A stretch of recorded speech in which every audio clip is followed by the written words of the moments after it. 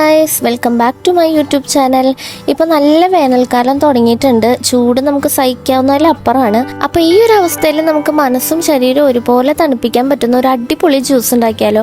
ഈ പൊരിഞ്ഞ ചൂടിൽ കഷ്ടപ്പെട്ട് ജോലി ചെയ്ത് വരുന്നവരുണ്ടെങ്കിൽ അവർക്ക് തിരിച്ചു വരുമ്പോൾ ഇങ്ങനെ ഒരു ജ്യൂസ് കൊടുത്തു കഴിഞ്ഞാൽ എന്തായാലും ഹാപ്പി ആയിരിക്കും. അത് മാത്രമല്ല, സ്കൂളൊക്കെ വിട്ട് വരുമ്പോൾ കുട്ടികൾക്ക് ഉണ്ടാക്കി കൊടുക്കാനും പിന്നെ പെട്ടെന്ന് വീട്ടിൽ വല്ല ഗസ്റ്റ് വരികയാണെങ്കിൽ നമുക്ക് എളുപ്പത്തിൽ ഉണ്ടാക്കി കൊടുക്കാൻ പറ്റുന്ന ഒരു സിമ്പിളായിട്ടുള്ള ജ്യൂസിൻ്റെ റെസിപ്പിയാണ് ഇന്ന് ഞാൻ നിങ്ങളായിട്ട് ഷെയർ ചെയ്യാൻ പോകുന്നത്. അതും വെറും 2 ഇൻഗ്രീഡിയൻസ് മാത്രം വെച്ചിട്ടാണ് നമ്മൾ ഈ ജ്യൂസ് ഉണ്ടാക്കാൻ പോകുന്നത്.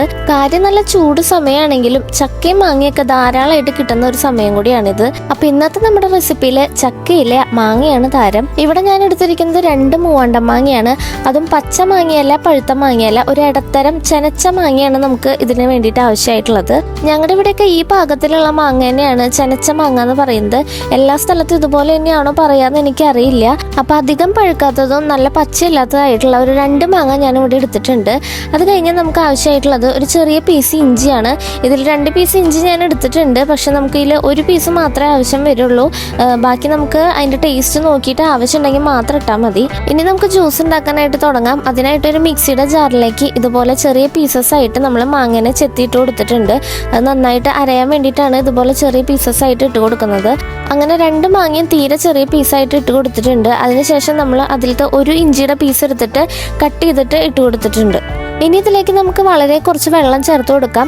ആ മാങ്ങ പീസസ് ഒന്ന് അരയാൻ വേണ്ടി മാത്രമുള്ള വെള്ളം ചേർത്ത് കൊടുത്താൽ മതി. വെള്ളം അധികം ചേർത്ത് കൊടുത്താൽ അത് ഫുള്ളായിട്ട് അരയാതെ ഇങ്ങനെ പീസായിട്ട് അതിൽ തന്നെ കിടക്കുന്നുണ്ടാവും. അതുകൊണ്ടാണ് വളരെ കുറച്ച് വെള്ളം ചേർത്തിട്ട് നമ്മൾ ഇതിനെ അരച്ചെടുക്കുന്നത്. ഇപ്പം ഇത് നന്നായി അരഞ്ഞു വന്നിട്ടുണ്ട്. ഇനി നമുക്കൊരു അരിപ്പ് എടുത്തിട്ട് അതിലേക്ക് ഇത് ഒഴിച്ചു കൊടുക്കാം. കുറച്ചും കൂടി വെള്ളം ചേർക്കാനായിട്ട് അരച്ച് വെച്ച മിക്സിയിലേക്ക് തന്നെ കുറച്ചും കൂടി വെള്ളം ഒഴിച്ചിട്ട് നമ്മൾ വീണ്ടും ഇതിലേക്ക് തന്നെ ചേർത്ത് കൊടുക്കുകയാണ്. ഇനി ഒരു സ്പൂൺ എടുത്തിട്ട് നമ്മൾ ഈ അരച്ച് വെച്ചിട്ടുള്ള മാങ്ങനെ നല്ലപോലെ ഒന്ന് ഇളക്കി കൊടുക്കണം.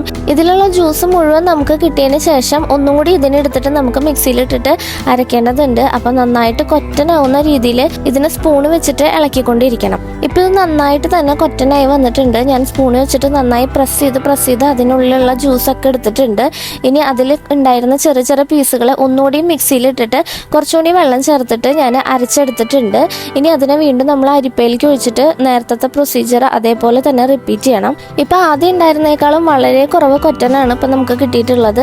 ഇനി ഇതിന് നമുക്ക് ജ്യൂസ് ഒന്നും കിട്ടാനില്ല. അപ്പൊ നേരെ നമ്മൾ ആ എടുത്തു വെച്ചിട്ടുള്ള ജ്യൂസിലേക്ക് നിങ്ങളുടെ ഇഷ്ടത്തിന് മധുരത്തിന് ആവശ്യമായിട്ടുള്ള പഞ്ചസാര ചേർത്ത് കൊടുക്കാം. ഞാനിവിടെ എൻ്റെ ഒരു പാകത്തിന് ഒരു 3 ടീസ്പൂൺ പഞ്ചസാരയാണ് ചേർത്ത് കൊടുത്തിട്ടുള്ളത്. ഇതിനൊരു ചെറിയ മധുരവും പുളിപ്പൊക്കെ ഉണ്ടാവും.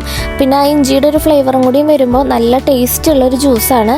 വീട്ടിൽ മാങ്ങയൊക്കെ ഇരിപ്പുണ്ടെങ്കിൽ വിരുന്നുകാർ കയറി വരുമ്പോൾ പിന്നെ ഒന്നും നോക്കണ്ട, പെട്ടെന്ന് എളുപ്പത്തിൽ ഉണ്ടാക്കി കൊടുക്കാൻ പറ്റുന്ന ഒരു അടിപൊളി ജ്യൂസാണ്. എല്ലാവരും ഇത് വീട്ടിലൊന്ന് ഒരു പ്രാവശ്യമെങ്കിലും ട്രൈ ചെയ്ത് നോക്കണം കേട്ടോ. മാങ്ങ സീസൺ ആയതുകൊണ്ട് ഇടയ്ക്കിടയ്ക്ക് മാമ്പഴം കിട്ടുമ്പോൾ നമുക്ക് കഴിച്ച് മതിയായിട്ടുണ്ടാവും. അപ്പോൾ അങ്ങനെ മടുപ്പ് വരുമ്പോൾ മാമ്പഴം ആവുന്നതിന് മുമ്പ് തന്നെ നമുക്കിതിനെ ഇതുപോലെ ഒരു ജ്യൂസാക്കി എടുക്കാം. അപ്പോൾ എല്ലാവരും ട്രൈ ചെയ്ത് നോക്കിയിട്ട് അഭിപ്രായം പറയണേ. ഇനി എൻ്റെ വീഡിയോ ആദ്യമായിട്ട് കാണുന്നവരുണ്ടെങ്കിൽ ചാനലൊന്ന് സബ്സ്ക്രൈബ് ചെയ്യുക, വീഡിയോ ലൈക്ക് ചെയ്യുക, ഷെയർ ചെയ്യുക. അപ്പോൾ നമുക്ക് പുതിയൊരു വീഡിയോ ആയിട്ട് കാണുന്നത് വരെ ബൈ.